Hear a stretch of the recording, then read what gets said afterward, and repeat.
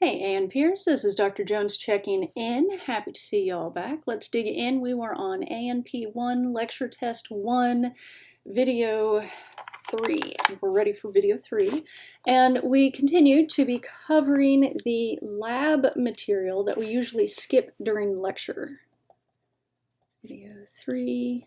And we're starting with Noteset page 4. We're starting at the top of page 4. Let's see, get that lined up where you can see it. Okay. All right. Medical terminology uses word roots, prefixes, and suffixes to build terms. Oh, first, I wanted to show you the doggo. My daughter has gone outside. It's quite hot out today. Heat index warnings and all that.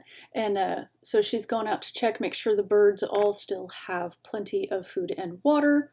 And so while she's outside, I inherit the doggo. And so she's a little sleepy here, but this is Pepper the pupper. Say hello. Hello. Over here. Pepper, Pepper. Okay, there she is. She's a fluffy little girl. Okay. She's like, yeah, whatevs. Okay. So we got her like literally the last day of spring break. We had class that Thursday before spring break, and I'd been hoping to get her, but I got a call at lunch that last Thursday of spring break. This is 2020, and so we went and got her that night, and we had a doggo just in time for quarantine, which was excellent timing because everyone needs a doggo during quarantine. So she's my little fluffy baby. Okay. My kids are 11 and 14, so they're not as cuddly as they once were. So, doggo. Okay, so we have surface anatomy. Back to the note set. And surface anatomy is literally what you can see on the surface. Anatomical position is when you're standing with your feet together and palms facing forward, hands down at your side, but palms facing forward. The palms facing forward is the key here.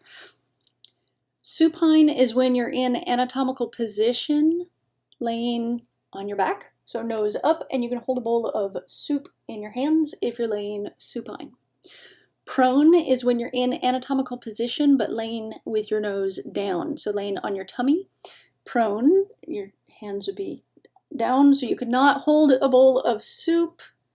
That would be very messy. Don't do that. Okay. So anatomical position, standing with your feet together, arms at your sides, palms facing forward. Supine is doing that laying on your back, and prone is anatomical position laying on your tummy.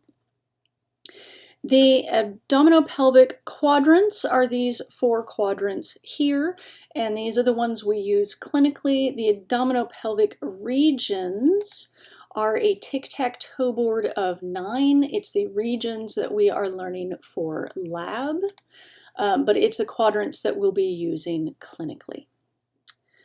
So fill in the table with the names of the 4 abdominopelvic quadrants. We've got the left upper quadrant, the left lower quadrant, the right upper quadrant, and the right lower quadrant. And they all meet in the middle at the umbilicus, which is the belly button. Okay, next let's learn the 9 abdominopelvic regions. And again, you do need the regions for lab. These are lab terms. This is on the lab test. And so I always start in the middle with the belly button, which is the umbilicus. So this is the umbilical region. Above that is the epigastric region. Epi means above or upon. Gastric refers to the stomach, so it's above the stomach. And then hypogastric, hypo means below. Gastric is still stomach, so below the stomach. So umbilical, epigastric, hypogastric. And then these are the left. And remember, this is the patient's left, not your left, and this is the patient's right, not your right. So the bottom here is the inguinal region, because this right here is the groin, the inguinal region where the trunk meets the leg.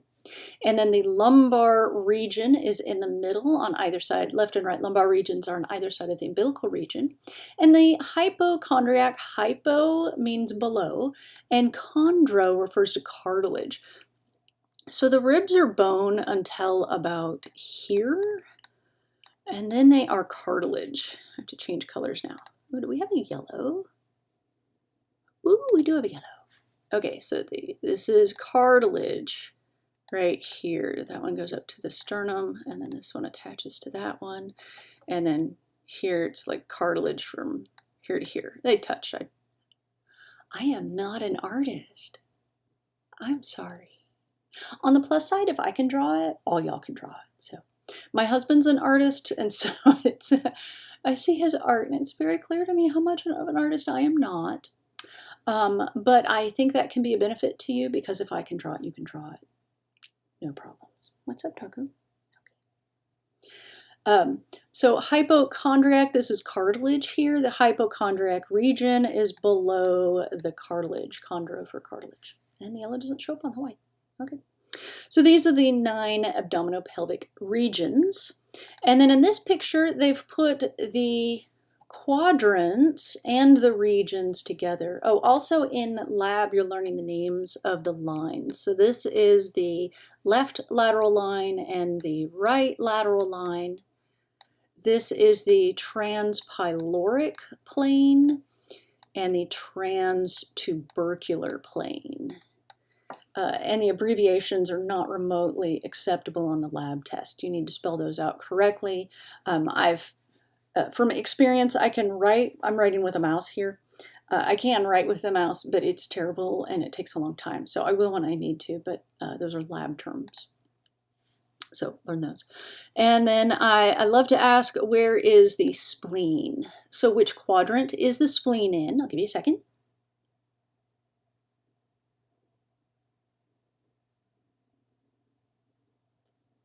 Okay, so yes, the spleen is in the left upper quadrant.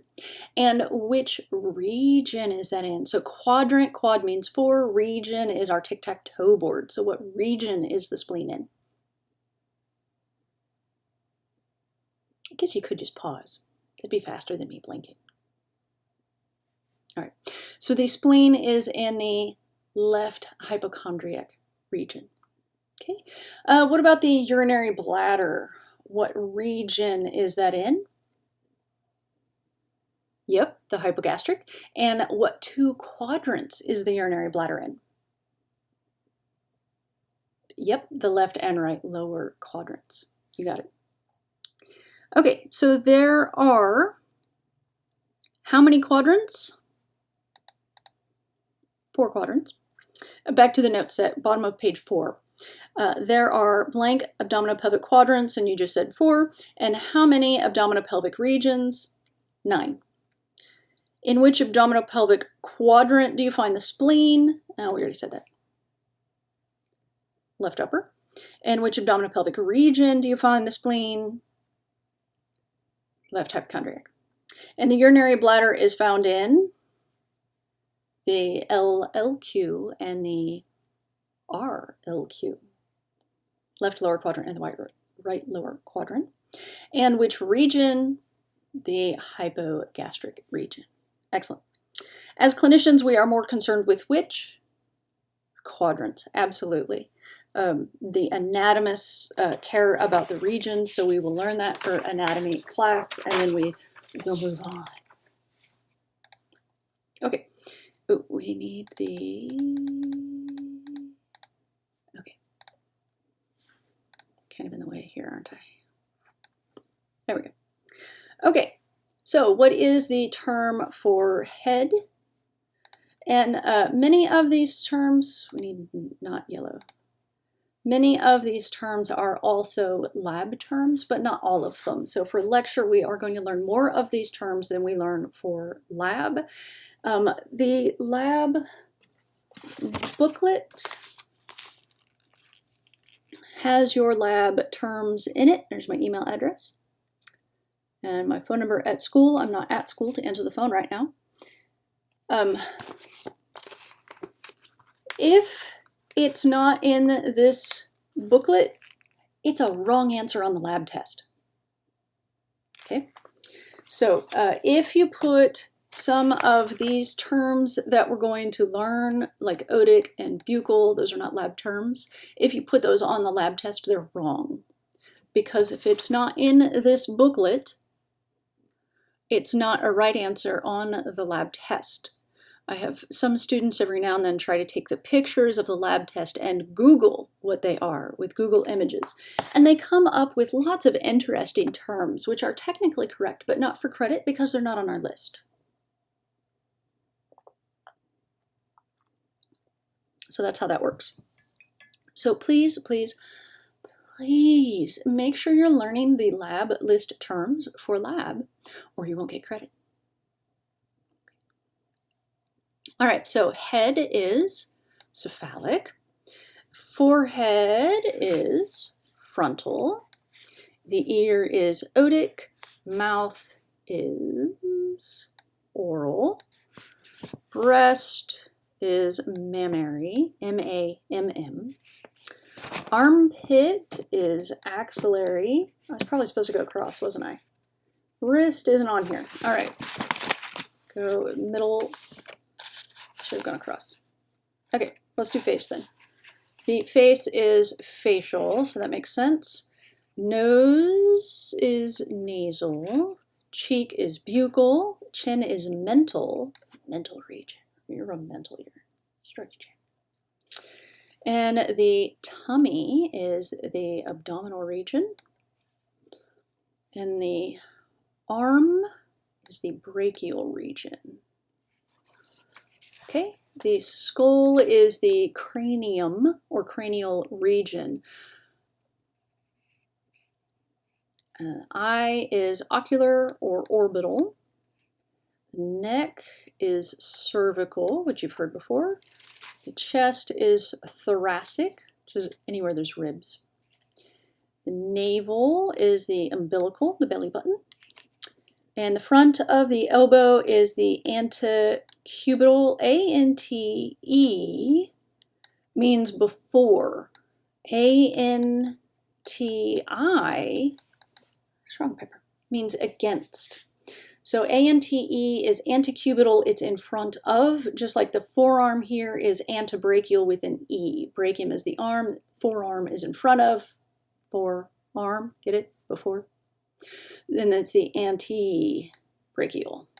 Okay, so A-N-T-I means against, like anti-disestablishmentarianism, which I can't quite say fast, but still fun to say. A-N-T-E would be like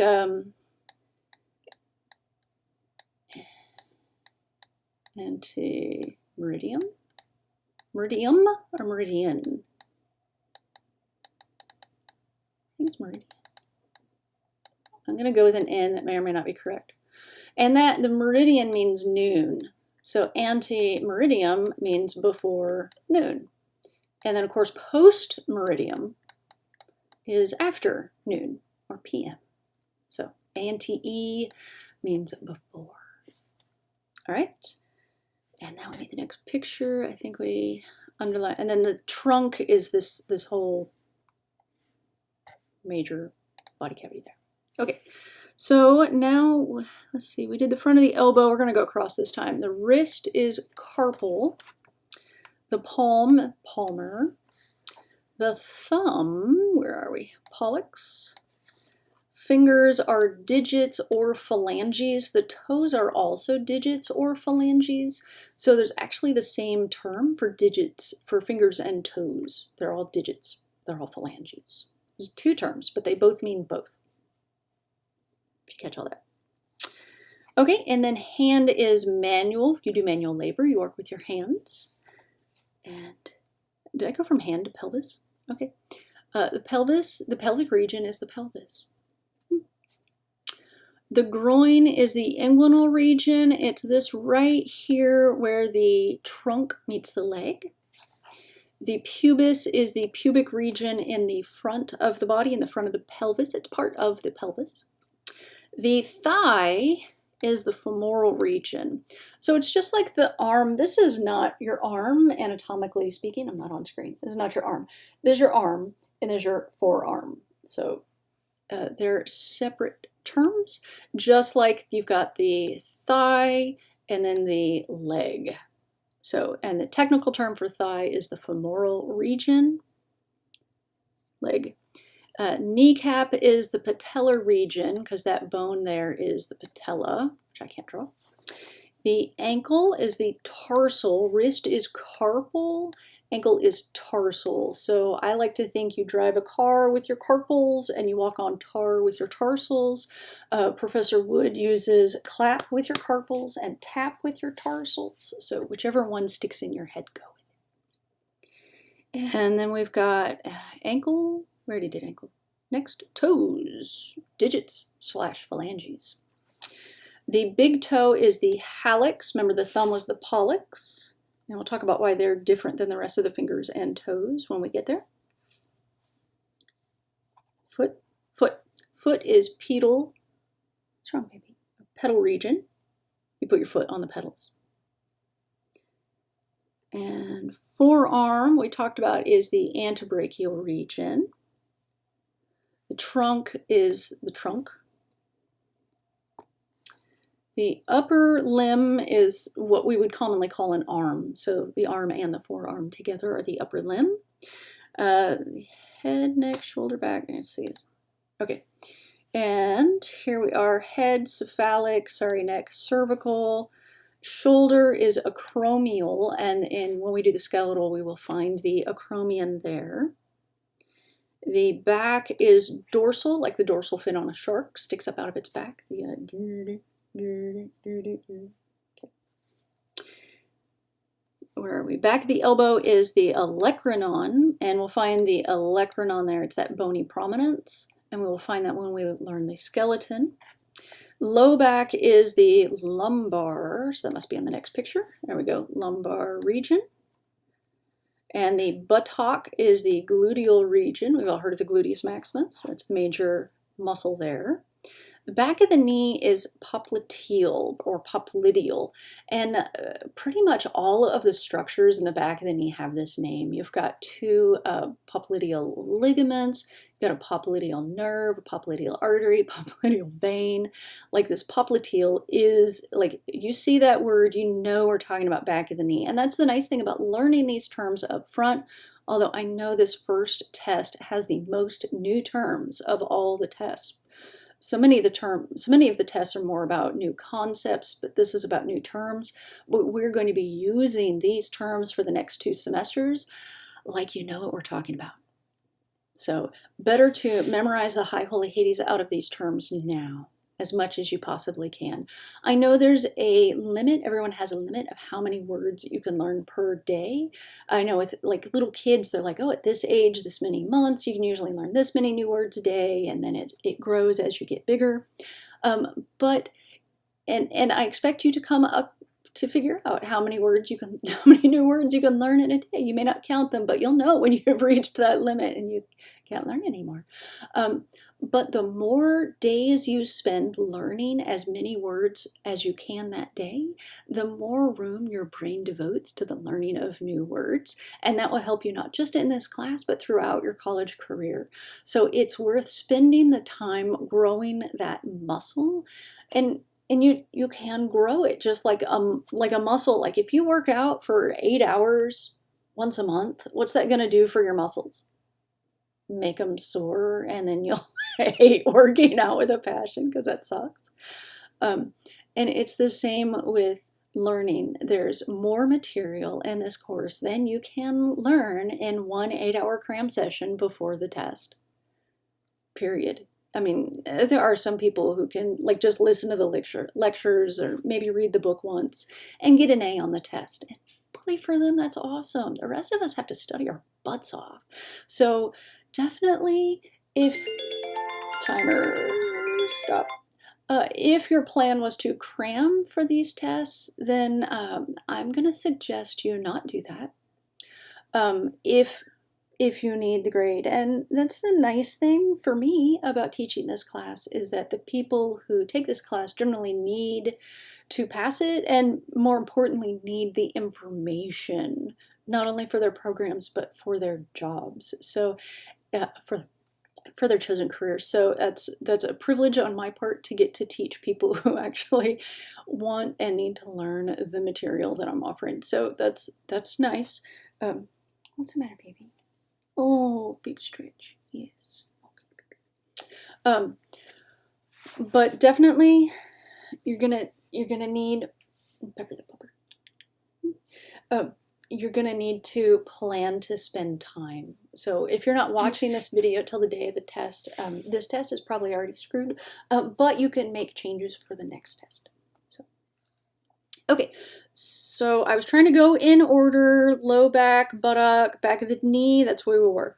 So the calf is the sural region, and the heel of the foot is the calcaneal region. That heel bone there is the calcaneus. The plantar region is the sole of the foot. If you get mad and plant your foot, that's the plantar region. And the lower limb is, well, the lower limb. So the cephalic region, the head, includes many other named regions. List those. Let's see, let's go back.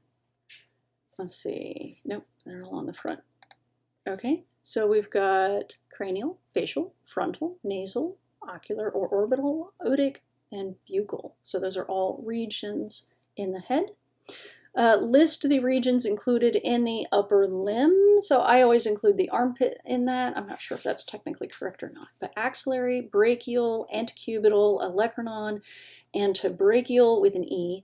And then the carpal palmar, pollex, and digits. And of course the manual is part of the upper limb. List regions included in the trunk. We had pelvic, umbilical, abdominal, mammary, and thoracic. And then list regions included in the lower limb. Here we have I'm not sure if the inguinal's included in that or not.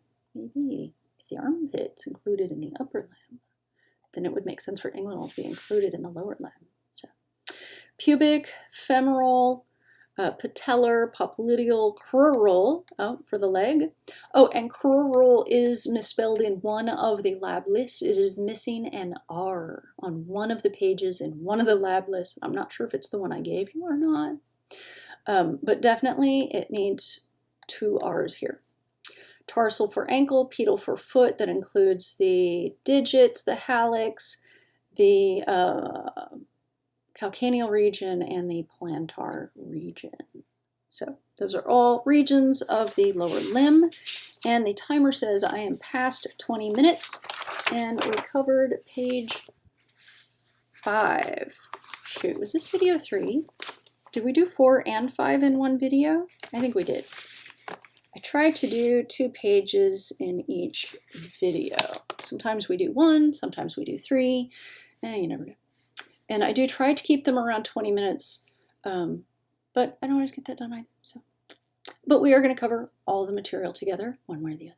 So, thank you, as always, for tuning in. This has been A&P 1, Lecture Test 1, Video, I think 3. The education must go in. Dr. J and Pepper the Pupper out. Oh, big yawn. Oh, big yawn. Okay. Control and then Command and then Escape.